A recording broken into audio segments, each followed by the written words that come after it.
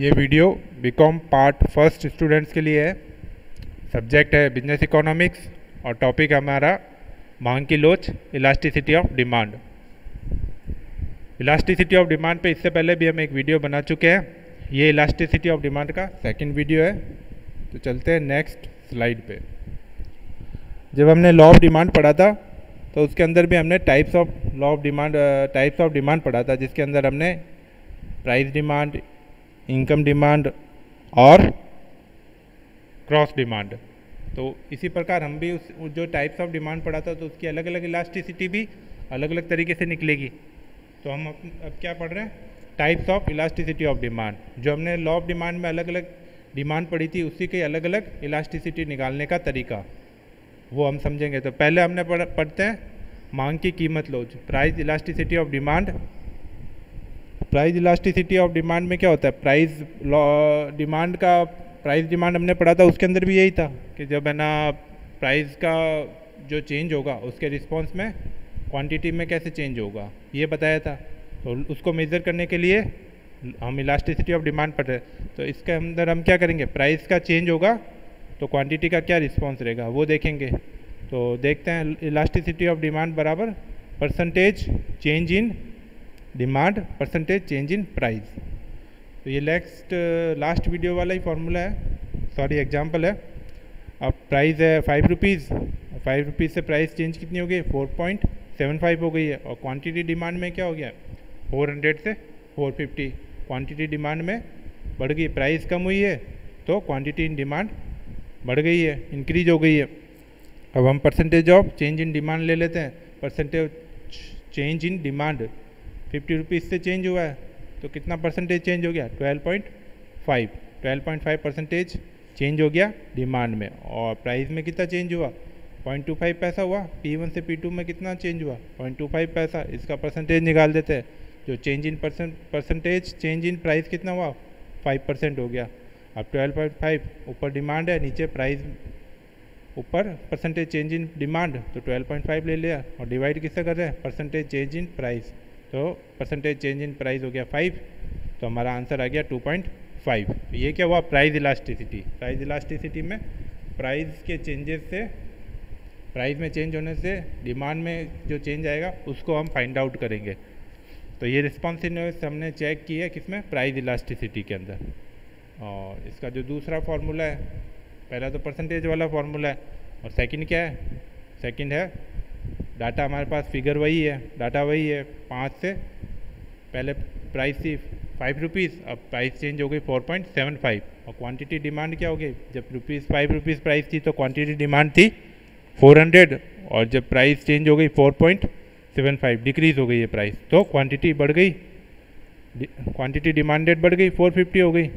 तो क्वांटिटी में कितना चेंज हुआ, 400 थी तो 400 से चेंज होकर कितना हो गया, 450। तो 50 kg क्या हुआ, 50 kg या 50 यूनिट्स चेंज हो गया क्वांटिटी डिमांड में। और प्राइस में कितना चेंज हुआ, 5 रुपीज़ थी 4.75 हो गई, तो 25 पैसा जो है प्राइस में चेंज हो गया। तो जो डाटा है उसको हम इसमें पुटअप कर देंगे फॉर्मूले में। क्वांटिटी डेल्टा क्यू मतलब क्वांटिटी में कितना चेंज हुआ, और क्वांटिटी में कितना चेंज हुआ, 50 रुपीज़, ये हमने पुट कर दिया। सेकंड, प्राइस में कितना चेंज हुआ, 0.25 पैसा, इसको 100 से मल्टीप्लाई कर दिया तो 25 हो गया। 100 से इसलिए मल्टीप्लाई किया कि ये ईजी रहे, सॉल्यूशन में ईजी रहे, कैलकुलेशन में ईजी रहे। और फिर ये है प्राइस पहले कितनी थी, 5 रुपीज़। अब इसको जब हमने 100 से मल्टीप्लाई किया तो इसको भी 100 से मल्टीप्लाई कर दिया जिससे सेट ऑफ हो जाए। और पहले क्वांटिटी इन डिमांड कितनी थी स्टार्टिंग में, 400, इसको सॉल्व किया तो कितना आ गया, 2.5। तो ये तो क्या हो गया, प्राइस डिमांड हो गया। अब हम सेकंड चलते हैं नेक्स्ट स्लाइड पे। ये है इनकम इलास्टिसिटी। यहाँ पे गलती से मेरे से चेंज नहीं होना रह गया, यहाँ पे आप इनकम कर देना जब आप नोट्स वगैरह बनाओ इस वीडियो को देख के। तो यहाँ पे इनकम इलास्टिसिटी ऑफ डिमांड, उसको प्राइस इलास्टिसिटी को ईपी से डिनोट करते थे, तो इसको ईआई से, इलास्टिसिटी ऑफ इनकम, मांग की आय लोच। इसका क्या फॉर्मूला है, मांग में अनुपातिक या और प्रतिशत परिवर्तन। अब डिमांड में तो चेंज होगा लेकिन किसकी वजह से, फैक्टर क्या होगा, फैक्टर प्राइस नहीं होगा, फैक्टर होगा चेंज का कारण क्या होगा, इनकम में चेंज होगा, इनकम में परसेंटेज चेंज हो जाएगा। तो हमने बताया जब ना मांग के अंदर पढ़ते थे तो हमने इनकम डिमांड पढ़ी थी, उसी की हम अब इलास्टिसिटी चेक कर रहे हैं। तो हम इनकम में चेंज होने से क्वांटिटी इन डिमांड में क्या चेंज होगा, वो होगा elasticity of income, income elasticity of demand. ठीक है, तो EI बराबर परसेंटेज चेंज इन डिमांड और divided by percentage change in income. Second formula भी है इसका, इसमें बिल्कुल वही चेंज हुआ है, क्वांटिटी तो चेंज डेल्टा क्यू मतलब क्वांटिटी में जो चेंज हुआ है। अब पहले यहाँ पे क्या आ रहा था, चेंज इन प्राइस आ रहा था, उसकी जगह हम क्या ले लेंगे, चेंज इन इनकम, आय में परिवर्तन। डेल्टा एम का मतलब आय में परिवर्तन। ये क्यों किया, क्योंकि अब फैक्टर क्या, प्राइस नहीं है, ये बिल्कुल सेम है लेकिन फैक्टर चेंज हो गया, तो हमने इस पर प्राइस की जगह क्या ले लिया, प्राइस की जगह हमने ले लिया आय में परिवर्तन। और ये एम है जो पहले कितनी आय थी, पूर्व आय ले लेंगे, और क्यू बराबर क्या ले लेंगे, पूर्व की मात्रा। अब हमने एक डाटा ले लेते हैं, डाटा के अंदर हमने इनकम ले ली है, पहले इनकम कितनी थी, 100 रुपीज़ थी, एम फॉर मनी ले लिया, ये इनकम। ठीक है, तो पहले इनकम थी 100 रुपीज़, और जब इनकम 100 रुपीज़ थी तो क्वांटिटी कितना डिमांड कर रहे थे, 400। और जैसे इनकम बढ़ी तो क्वांटिटी डिमांड भी बढ़ गई, 400 से बढ़ के कितनी हो गई, 440 हो गई। पहले क्यू थी 400, अब 440 हो गया। तो हम इसको डाटा निकाल देते हैं फॉर्मूला के, पहले एम, पहले इनकम थी 100, और इनकम में चेंज कितना हुआ, 105 माइनस 100, 5 आ गया, ये इनकम में चेंज आ गया, और change in quantity 40 rupees quantity में चेंज आ गया। ठीक है ना, सॉरी ये फ़ोन आ गया एक,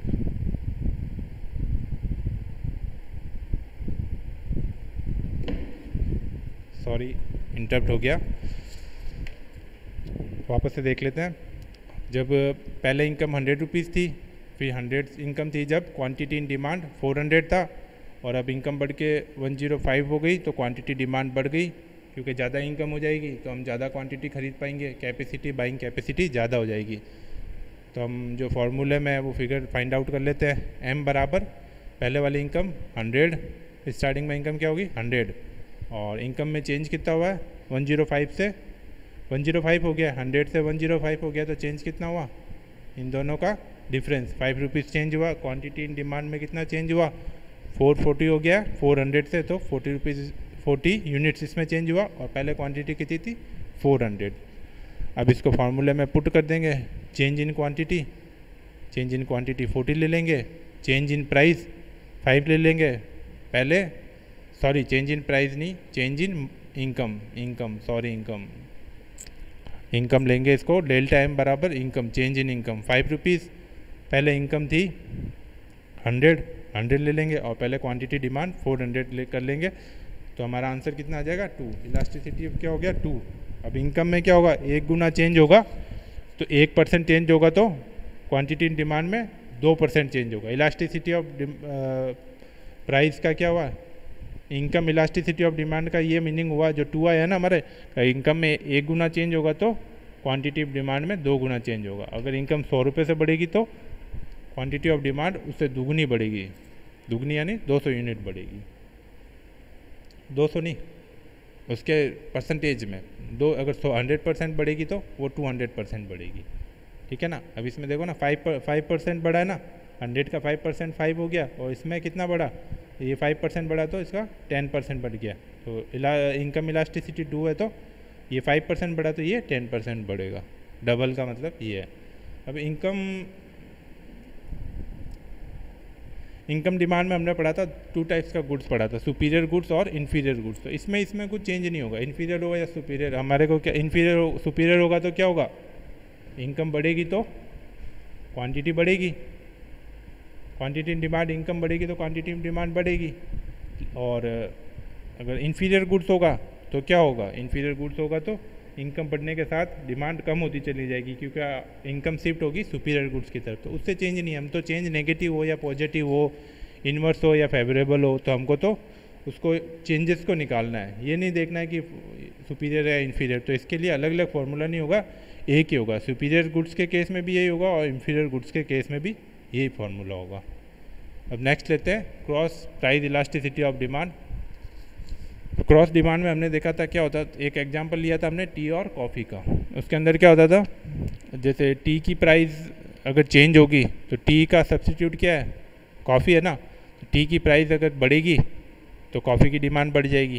क्यों? क्योंकि टी की जब प्राइस ज़्यादा हो जाएगी तो उसके बायर कहाँ शिफ्ट हो जाएंगे, कॉफ़ी पे। और कॉफ़ी की प्राइस अगर टी की प्राइस कम होगी तो कॉफ़ी के बायर टी पे शिफ्ट हो जाएंगे। तो इसमें एक फैक्टर क्या हो जाएगा, एक्स मतलब हम टी ले लेते हैं, टी की कॉफ़ी ले लेते हैं। तो कॉफ़ी की डिमांड में चेंजेस, वस्तु एक्स की मांग में प्रतिशत परिवर्तन किस पे बेस होगा, सेकंड कमोडिटी टी।